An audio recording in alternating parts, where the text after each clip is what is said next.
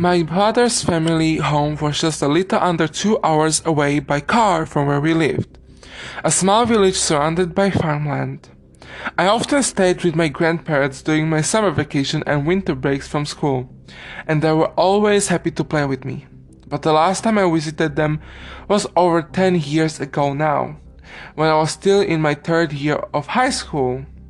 It was my spring break, and I had been invited to visit, and since the weather was good, I rode my bike out to their house. After I got there, I was a little cold, so I stretched out for a moment in a warm, sunny spot of the road.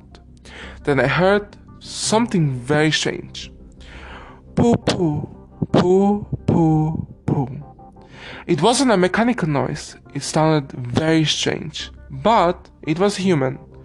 I looked about to see where the noise was coming from, and I saw a white head peeking over the top of the edge. The head moved along to break in the edge when I could see that it was being worn by a woman with a white dress. She had to be tall though. The edge was over 2 meters high, 6 feet. Before I could really think about this much, the woman was gone, seemingly disappeared. The strange sound was gone too. At the time, I just get that the person's apparent height had been due to either wearing very tall platform shoes or that he had been dressed up like a woman. Odd, but that was all. A little later, while having tea with Grandma and Grandpa, I mentioned the strange person I had seen and that I thought it was a transvestite. But when, as an afterthought, I also mentioned the strange poo poo poo noise, my grandparents immediately panicked. My grandpa suddenly showered me with questions. When did you see this? How much taller than the fence? Did they look at you? I answered as quickly as he asked. Then he rushed to the phone in the hallway, shutting the sliding door so I couldn't hear the call. The room was suddenly very quiet. Grandma smiled a little, but was trembling for some reason. Grandpa came back soon and told me that I would be staying overnight with them. I had to admit that I didn't understand what the fuss was about, and asked what was so bad about the strange woman. Grandpa said Grandma can tell you. He then looked at her and said he was going to pick up someone named K-san, Mr. or Mrs. K, and then left. In a clear, shaky voice, Grandma said, "It seems that Hachishakusama has become interested in you. But you shouldn't worry, Grandpa is making arrangements." Grandma then told me a little at a time that Hachishakusama was not a person. She was some sort of a monster named Hachishakusama because of her height. Shaku, Japanese foot, about 9.9 inches tall. Hachi, 8. Shaku, foot. Sama, person. Her appearance could change somewhat. Sometimes young, sometimes old, but she would always be abnormally tall and would always have a creepy laugh. Poo, poo, poo. Once Hachishakusama took an interest in a person, they were haunted to the death in just a few days, and the last known victim of Hachishakusama had been 15 years previous.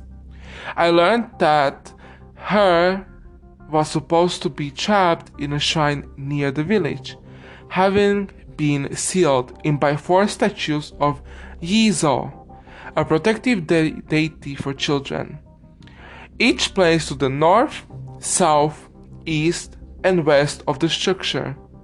The village had some sort of agreement with its neighborhood villages, wherein they were given some advantages to make up for the fact they had to watch over the monster.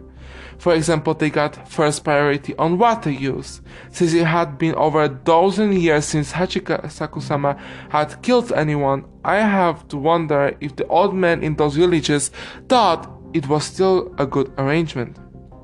At the time, I couldn't quite believe what I was being told, of course, but then Grandma returned with a very old lady, Kei-san, for that's who it was, handed me a small paper charm and told me to hold onto it.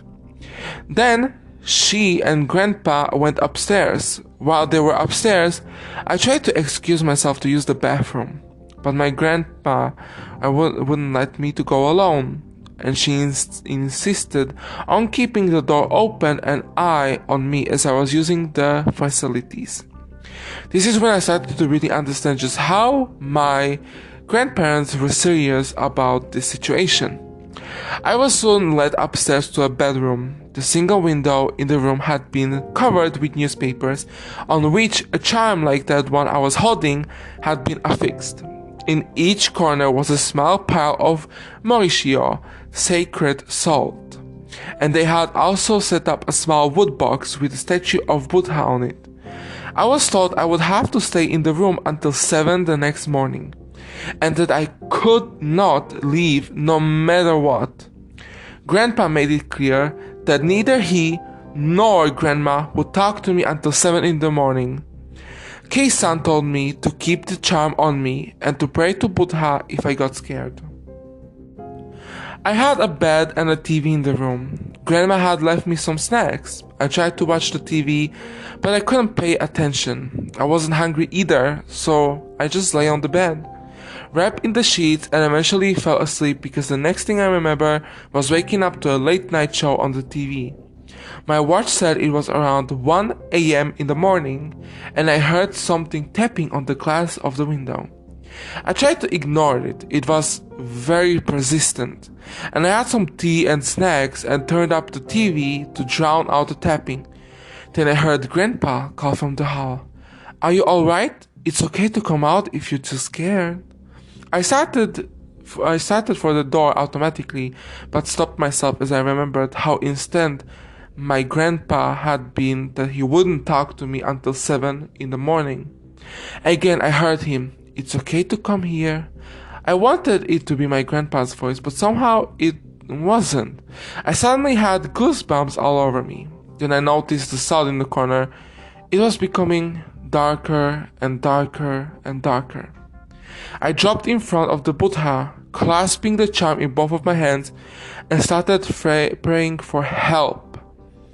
Poo poo, poo, poo poo. The tapping on the window started again, louder than before, more insistent. Then a definite hand slapped the window. Despite the fact I was on the second floor, I did the only thing I could. I kept praying to Buddha. It was a long night. I really don't remember much other than praying until I heard the news on the TV. I looked over, and in the morning, the clock on the news screen showed it was 7:13 a.m. The tapping had stopped. The voice was gone. The salt in the corner was almost black. I gingerly opened the door. Grandma and Kei-san, both looking worried, were there. Grandma in tears told me things were going to be okay. Downstairs, I found my father waiting. Grandpa came in front outside, and we needed to drive off. Outside, I found there was a number of men standing around near a van. My grandpa's car was in front of the van, and my father's was behind it. I was seated in the middle of the van with 8 of the men sitting around me. 1 to each side, and then 3 in front of me and 3 in the back. 1 more man took the driver's seat, and Kei-san took the passenger side of the front. I was told to keep my eyes closed and my face pointing down. "You are the only one who can see Hachishakusama. Don't look at her no matter what." Our convoy started off, slowly at first. I don't think we had even traveled 20 kilometers before Kei-san warned us things were about to get hard. Then she started to chant phrases that sounded Buddhist. And then I heard the laughs again. Poo poo, poo, poo poo. I clutched the charm to my chest and kept my hand down. But I couldn't resist a quick peek at the window. That was a mistake. I could see a white dress. It appeared stationary on the car's window, even though we had to be moving very fast at that point. The figure moved as if to lower its head to the window, and I had gasped. And the man next to me told me to shut my eyes, which I did, and very tightly. Though no one else could see Hachishakusama, they all heard what happened next. The tapping, I don't know how, but the tapping started on every single window in the van. all at the same time. I don't know how long it lasted, but over time it faded. Kei-san had stopped chanting by that time as well, and eventually said that she felt we were now safe, so the cars all pulled over. My father and grandpa thanked all the men who had assisted. As it turned out, all of the men were related to me. Grandpa and Kei-san had hoped to confuse Hachishakusama by surrounding me with many people of the same bloodline. I had to stay overnight while Grandpa was gathering my kinsmen, and it was deemed safer to try to escape during the day than the night. Kei-san asked me to show her the charm which I had forgotten I was still holding. It had turned almost entirely black.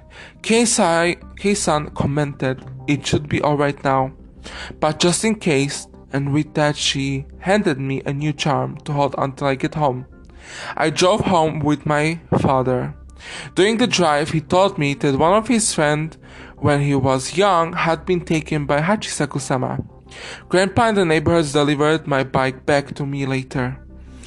I'm talking to my grandpa over the phone. I've confirmed that it was not his voice I heard outside the room that night.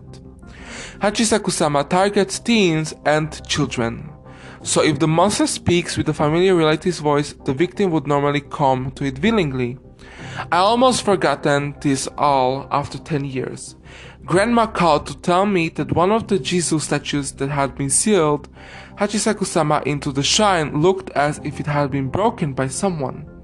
The statue that was broken lined up with the road leading to our home. 2 years ago my grandpa died. Sadly, I was not allowed to attend his funeral. I tried to tell myself it was all superstition, but sometimes I still hear the voice call, "Pooh, pooh, pooh." Did this actually happen? We won't know. I guess you have to go there and try it out for yourself to see. Anyways, don't forget to follow me on my social media and subscribe to me on Patreon. For other stuff, visit my website freyarsvensson.com. Thank you so much for listening. I hope you enjoyed today's urban legend, and I hope to see you by the next episode. Bye.